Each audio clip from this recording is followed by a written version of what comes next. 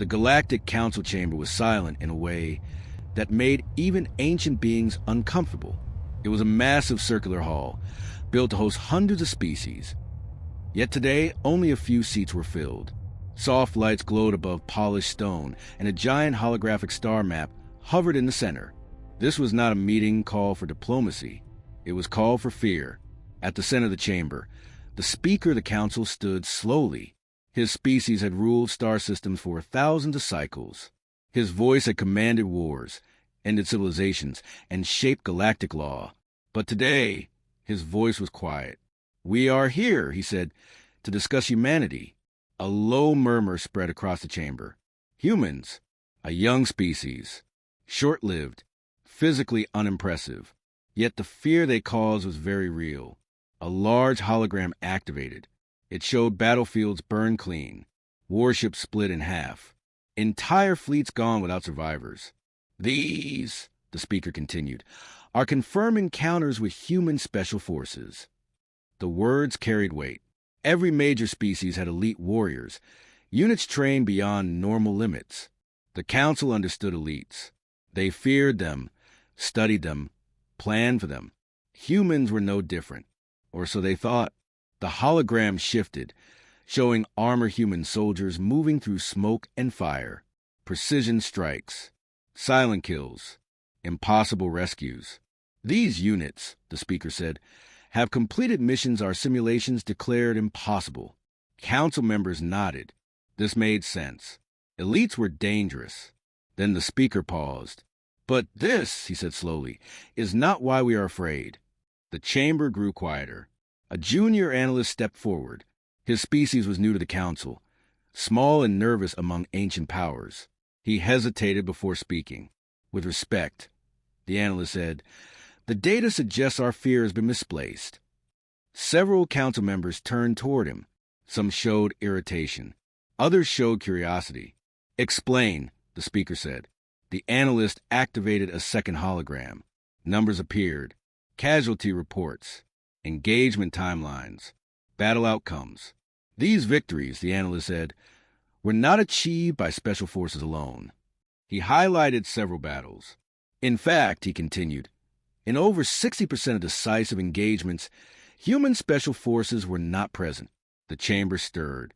"That is impossible," one council member said. Our intelligence," the analyst interrupted carefully, "focus on the wrong units." The hologram zoomed in on ordinary human soldiers. No special armor, no unique markings, no legendary names. "These are regular human soldiers," the analyst said. "Infantry, engineers, support units." Silence followed. The council did not laugh. They stared. "These troops," the analyst continued, "held positions against superior numbers. They advanced without elite support. They adapted faster than predicted." A senior council member leaned forward. "Regulars do not behave this way." "They do," the analyst replied, "if they are human." The hologram changed again. A battlefield replay showed human soldiers advancing under fire. They lost comrades. They took damage. Their formations broke. But they did not retreat. "They should have fallen back," the analyst said. "Our models expected collapse." Instead, the humans reorganized mid-fight. New leaders emerged instantly. Orders were not shouted. They were understood. "They fight," the analyst said quietly, as if every soldier expects to take command. The speaker's hands tightened. "Show us the worst case," he said. The analyst hesitated. "This data was sealed," he admitted, "because it caused panic." He activated the final report. A single engagement appeared. A small human force. No elites. No orbital support. They faced a council-backed army 3 times their size. The battle lasted 12 hours. At the end, only humans remained. The council chamber felt colder.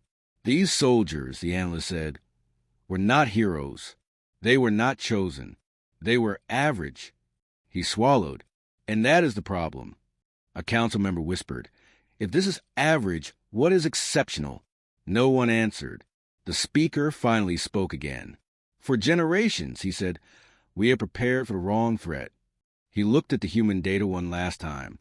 We fear their knives in the dark, he said. They're silent warriors.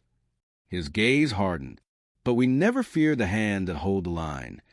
The hologram faded. The chamber lights dimmed.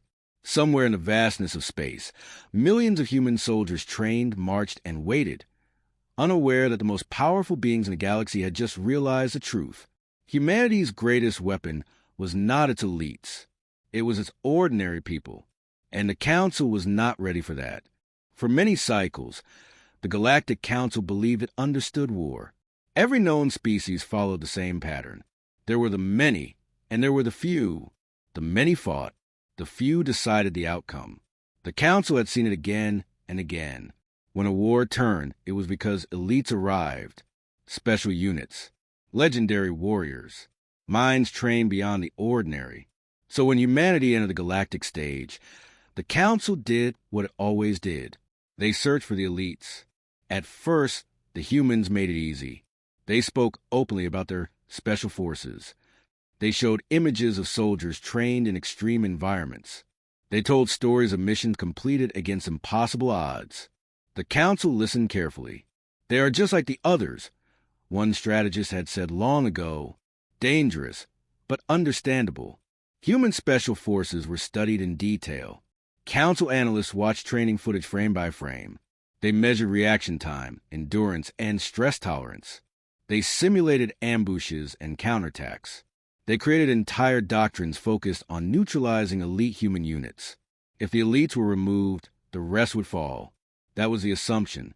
It had always worked before. A senior council commander remembered those early meetings clearly. He had been confident. Calm. Break the spear, he had told the council. And the army collapses. Special forces were the spear. The regular soldiers were the shaft, useful but replaceable. That belief shaped everything that followed. Council fleets were designed to hunt small, fast units. Sensors were tuned to detect elite armor signatures. Kill teams were trained to strike leadership targets. Human generals, human commandos, human heroes. Entire budgets were spent preparing for them. And at first, it seemed to work. In early engagements, human special forces were targeted heavily. Some missions failed. Some elite units were lost. The Council celebrated. We have contained them, the speaker announced during one session. The human threat is limited. But something strange happened. Human advances did not stop. In fact, they increased.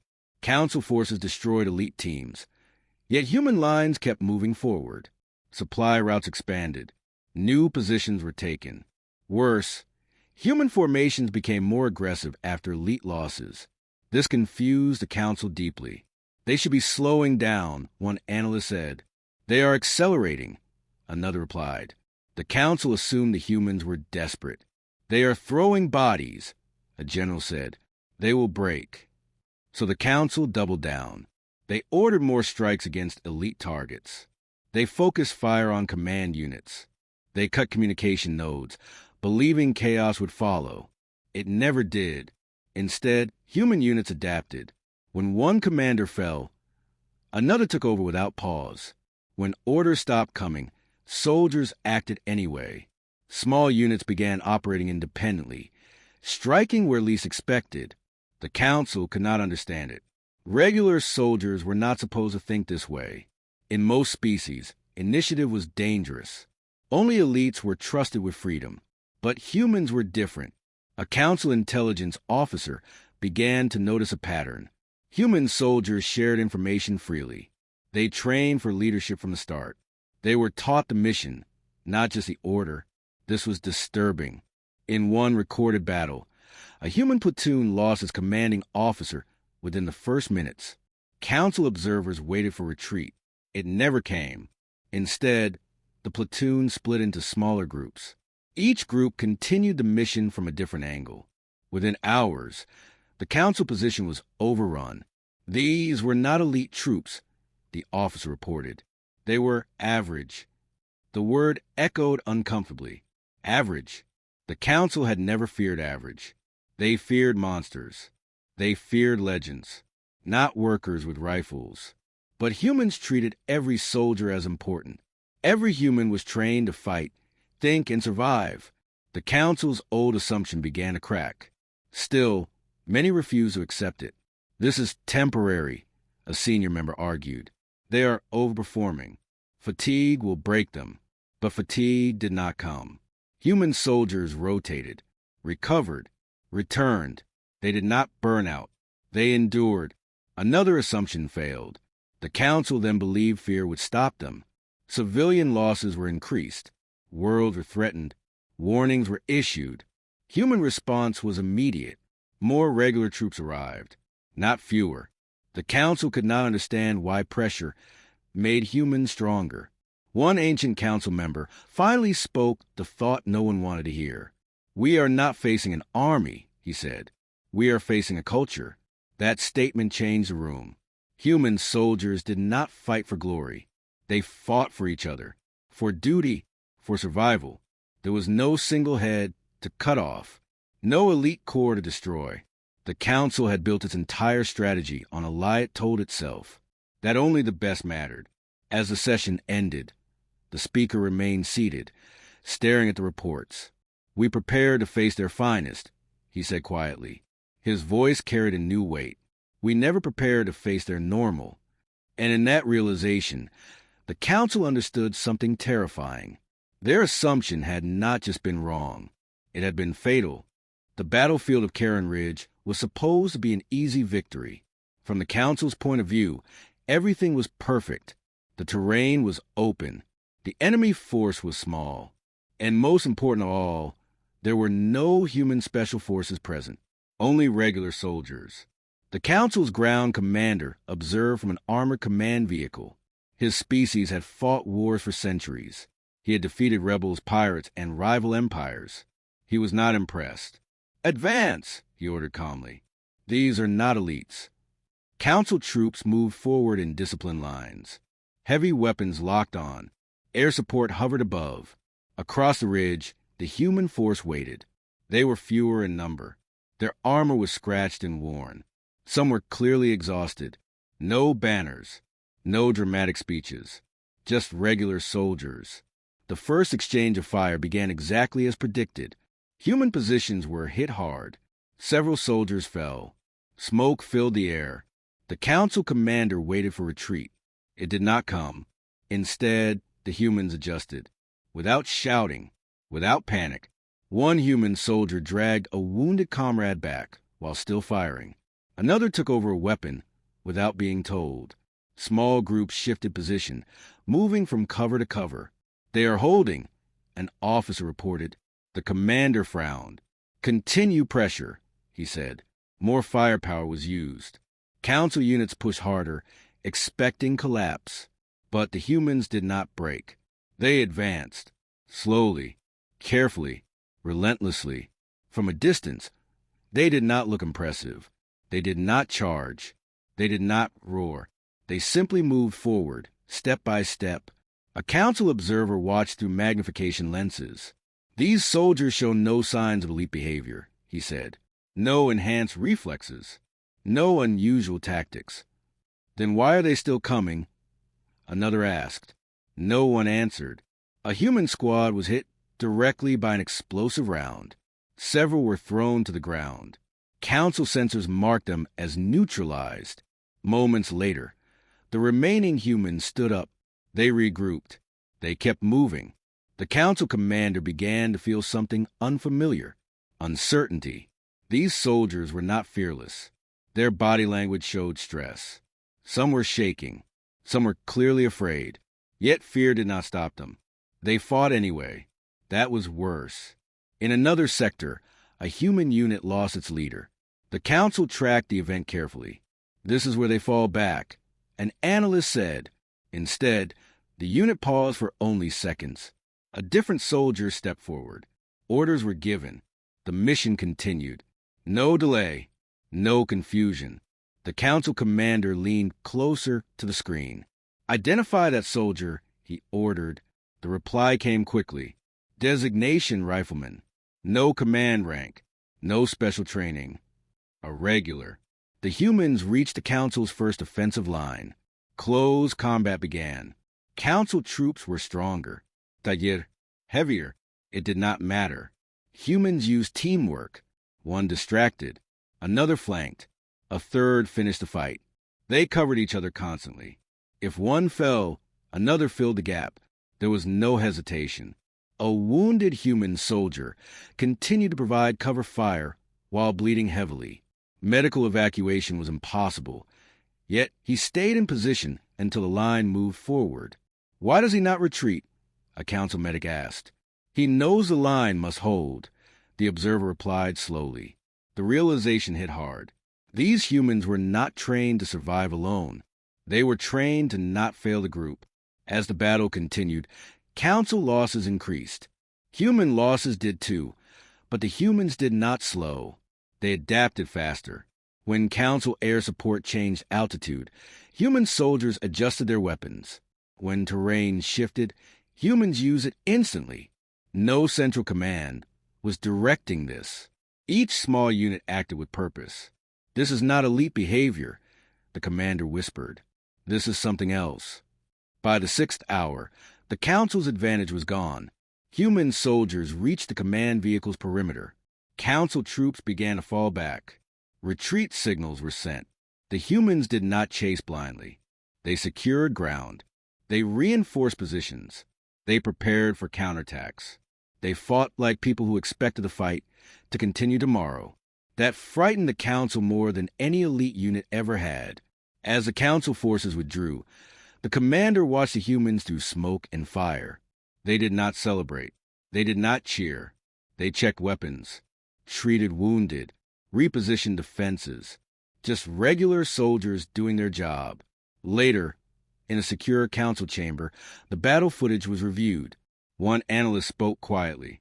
These humans were tired, undersupplied, outnumbered. He paused. They still won.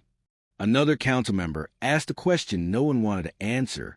If this is what their regular soldiers can do, what happens when there are millions of them? Silence followed. The council commander closed his eyes. He had faced elites before. He had faced monsters. But this was different. This was a species where the average soldier could fight like this. A species where victory did not depend on heroes. The council had always feared the sharp edge of a blade. Now, they feared the weight of the whole weapon. And for the first time, they understood the truth. Humanity did not need special forces to terrify the galaxy. Their regular soldiers were enough. After the battle at Karen Ridge, the Galactic Council did something it had never done before. It stopped talking about human special forces. Instead, it began to study human training. Not elite programs, not classified units, but basic training. Council intelligence collected everything they could find. Manuals, interviews, old recordings. Simulations leaked through neutral systems. What they discovered made many council members deeply uncomfortable. Human regular soldiers were not trained to be exceptional. They were trained to be reliable. From the very beginning, human recruits were taught one core idea. You will not always have orders. This concept alone shocked the council. In most species, soldiers were trained to obey perfectly. Thinking beyond instructions was dangerous. Initiative was reserved for elites and commanders. Humans did the opposite. Every human soldier was taught the mission's purpose. Not just where to go, but why it mattered. If communication failed, they were expected to decide. If leaders fell, they were expected to step up. This was not elite training. This was normal. Council analysts replayed footage of human drills. Regular soldiers were given impossible situations. No clear orders. No support. Limited time. They were not punished for failure. They were punished for freezing. The lesson was simple. Do something. Adapt. Keep moving. One council strategist spoke quietly during the review. These soldiers are not waiting to be told what to do, he said. They are waiting for something to go wrong. And when it did, they were ready. Another disturbing discovery followed. Human regular soldiers trained together for long periods. They ate together, lived together, failed together. This built trust deeper than fear. In many species, discipline came from punishment. In humans, discipline came from loyalty. A human soldier did not fight because they were ordered. They fought because someone beside them depended on it. The council realized something worse. Human soldiers were emotionally connected, but not fragile. They felt fear. They felt pain. They felt loss. Yet they continued. This made them predictable in the most dangerous way. They would not abandon each other, ever. Council simulations showed that breaking a human unit required complete destruction. Partial losses did not weaken them. They hardened them. Another report focused on human logistics. Regular soldiers understood supply lines, communication, and support roles. Engineers could fight. Medics could command. Riflemen understood strategy at a basic level. This meant killing specialists did not stop the system. The system replaced them instantly. Their army is not built like a pyramid. One analyst said, it is built like a web. Cut one strand, and the rest held. The council compared this to their own forces. Elite heavy, centralized, dependent on command. Against humans, these weaknesses became fatal. Then came the most frightening conclusion. Human regular soldiers were not rare. There were millions of them. Trillions, if fully mobilized. And they were all trained this way. One ancient council member, older than most of Quarter Wars, finally spoke during a closed session. Elites can be watched, he said. Elites can be hunted. He paused. But you cannot hunt an average. The room fell silent. Human special forces were terrifying because they were skilled. Human regular soldiers were worse because they were everywhere. Any human unit could adapt into something dangerous under pressure. Any human could become a leader in the right moment. This destroyed another council assumption. That power had ceiling. For humans, power scaled. More pressure did not break them. It refined them. Council psychologists studied human mindset. They found no expectation of survival. Human soldiers expected risk. They accepted it. They planned for loss. This acceptance made them calm under fire. Not reckless. Focused. They do not ask if they will survive. One psychologist said, they ask if the mission will. That question alone explained everything. The council began to understand why battles did not end when elites fell. Human wars did not hinge on heroes. They hinged on endurance, and endurance was built into their regular forces. At the end of the session, the speaker looked exhausted. We believed elites were the peak of danger, he said. He looked at the final report. We were wrong. He activated a projection showing human recruitment numbers. The scale was overwhelming. These soldiers, he continued, do not burn bright and fade. They burn slowly. And they burn forever. No one argued. The council finally understood the truth. Elites can win battles. Regulars win wars. And humanity had turned its entire population into something the galaxy was never meant to face. Not monsters, not legends, but ordinary people trained to never stop. That was why human regular soldiers were worse. And that was why the council was afraid. The Galactic Council believed in preparation above all else. When fear reached a certain level, they did not panic. They simulated. The war game chamber was open for the first time in many cycles. It was a massive sphere of light and data, capable of running entire wars in accelerated time. Every known tactic, weapon, and doctrine was stored within it. This was where empires tested survival. The council gathered as the simulation began. This scenario, the speaker announced, will test our final assumptions about humanity. The plan was simple. The council would prepare for human special forces, as they always had, but also adjust for regular soldiers. Defensive lines were reinforced. Command units were hardened. Kill zones were layered deep. It was the most advanced defense ever designed. The simulation began. Human fleets entered council space. As expected, special forces were detected first. Council sensors locked on. Elite counter units engaged. Within minutes, human elite teams were neutralized. A wave of relief passed through the chamber. Proceed to Phase 2, the speaker said. Then the regular armies arrived. Not in one massive force, but everywhere. Human regular troops deployed across dozens of systems at once. Supply ships followed closely. Construction units began fortifying positions almost immediately. "They're spreading too fast," an analyst said. "Focus fire," a commander replied. "Break their momentum." Council fleets struck hard. Entire human formations were destroyed. The Council waited for collapse. It did not come. Instead, human forces flowed around the damage. New units filled gaps before Council sensors even updated. "They are reinforcing without orders," one officer said in disbelief. "They do not need orders," another replied. "They need objectives." The simulation accelerated. Council forces launched decapitation strikes. Human command ships were destroyed. Communication arrays were jammed. This tactic had ended countless wars. Human forces slowed for exactly 3 minutes.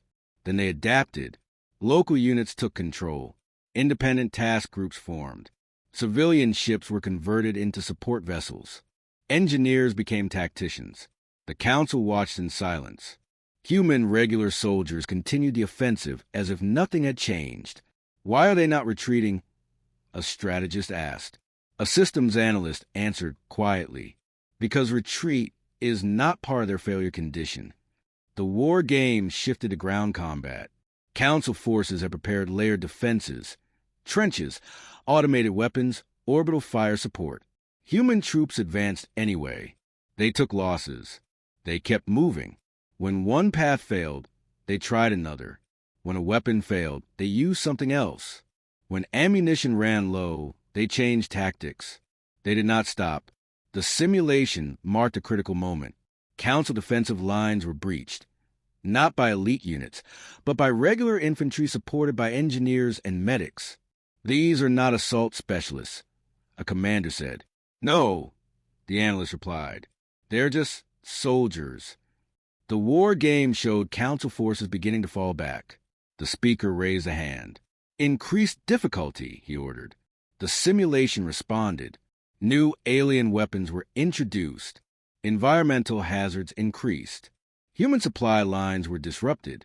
For a moment, the human advance slowed. The Council leaned forward.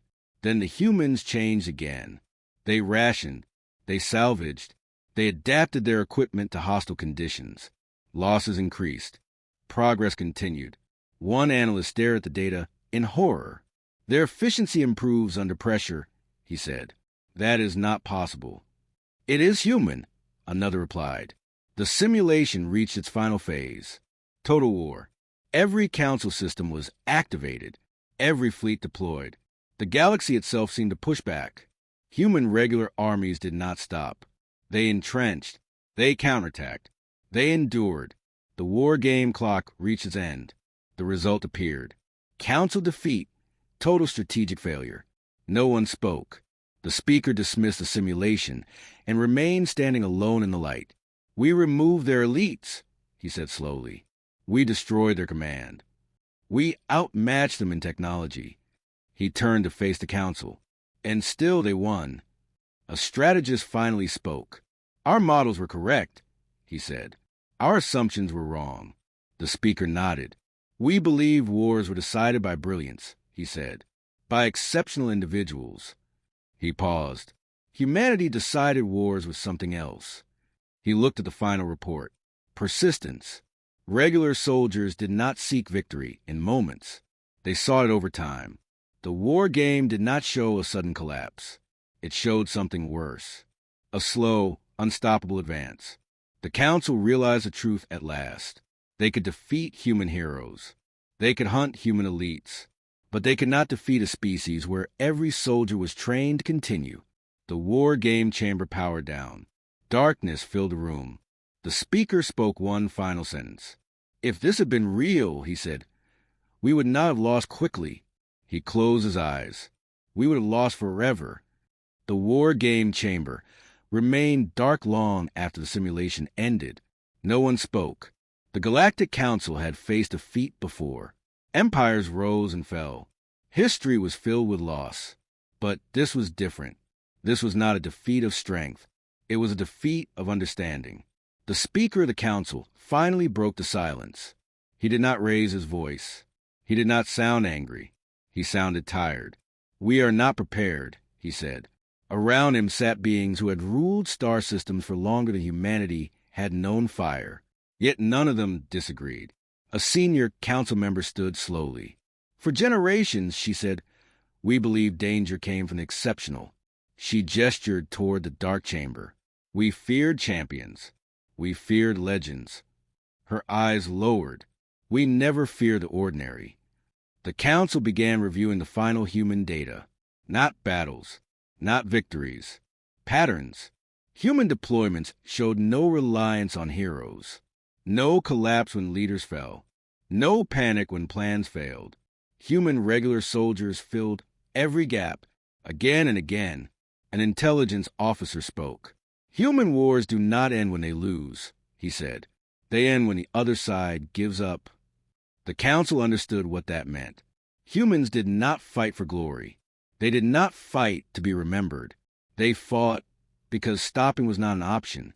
This realization forced a terrible question. "If war is inevitable," the speaker said, "how do we survive it?" No one answered. Then an ancient member of the council, one who had seen the rise of countless species, spoke quietly. "We do not," he said. "We avoid it." The word echoed. Avoid. It was not a word often used in the council chamber, but now it felt necessary. The council voted. It was unanimous. Humanity would not be confronted.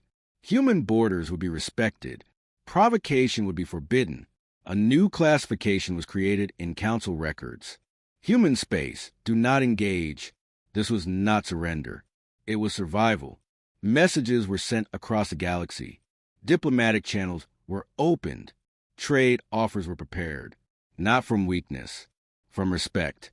Meanwhile, far from the council chamber, human soldiers continued their lives. A regular infantry unit trained on a dusty world.